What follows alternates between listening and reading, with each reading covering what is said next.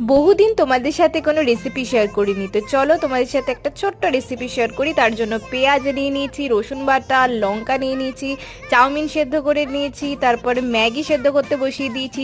Maggi সেদ্ধ হয়ে গেলে আগে থেকে সেদ্ধ করা চাউয়ের সাথে সেদ্ধ করা ম্যাগিটা মিক্স করে দিলাম। এরপর গরম তেলে পেঁয়াজ ছেড়ে দিয়ে পেঁয়াজটা একটু ভাজা ভাজা হয়ে গেলে লঙ্কা দিয়ে দিয়েছিলাম, তারপরে দিয়েছিলাম রসুন বাটা, সোয়া সস, তারপরে সুইট সসটা দিয়েছিলাম।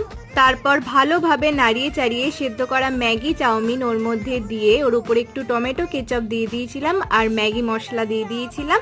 ব্যাস তৈরি আমাদের ম্যাগি চাউমিন রেসিপি। তারপরে বোনকে দিলাম, ভাবছিলাম কেমন হবে জানি না, তারপর বললাম ওকে খেতে, তো ও খেলো, খেয়ে জানালো ওর দারুণ লেগেছে। তবে আমি ভাবছিলাম কি জানি, বোন তো হয়তো দিদির মন রাখতে বলছে।